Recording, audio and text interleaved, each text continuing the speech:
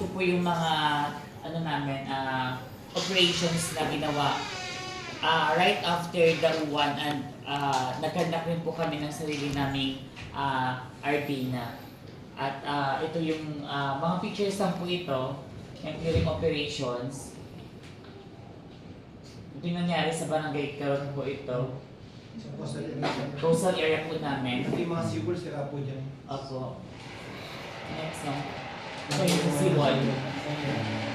Takpan niya yung kalsada sir. Grabe.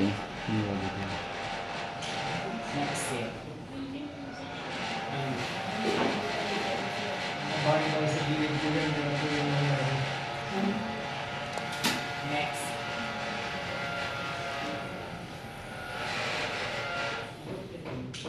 Sa school ito, sa Shopper Integrated School. Mga school ko yun, marami na sa school. Nung pinag-ikot kami. Yan yung bahay nila, dito na yung gamit na doon. Mismo- Yung bahay nila sa malayo. Mismong mayor po namin yung bumaba to see the ground para makita po yung mga talang totally damaged at affected population po namin in the entire municipality.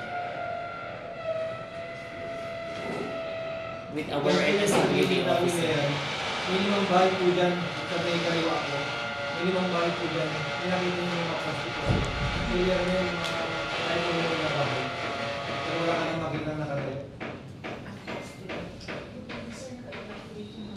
Napilit namin sila kasi nakapaganda na mga Nagkanda, but before the bagyo po, nagkanda po kami ng preemptive evacuation. Makikita, paikot tayo yun.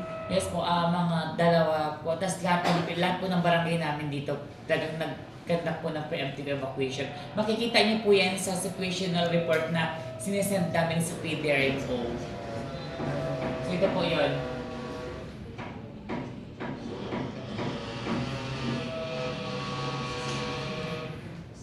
A family of 2,484 and individual persons of 7,992 individuals. Yan po yung sa preemptive evacuation. Ito po, hindi pa naman nag-close po yung, hindi pa naman nag-ano ng terminal report. So, ito ito po yung affected population namin, nasa 37,449 population. Until now, meron pa rin po kami mga evacuees, Sir Joe. Mga wala tayong bahay. Mga nawalan po ng bahay. To give you further details, mamaya po sa breakout, per counterpart department, malalaman po ninyo yung situation per office po. Yung may basur din nakikituloy na sa kamag-anak pa. Yung may bawala talaga ng matuluyan. So ito po. Next na. Yung sa power supply, hindi pa updated. But na-restore na usually lahat. Damaged houses. Sa maupo namin. Then sa engineering. Okay. Ayan po. Yung sa state of calamity.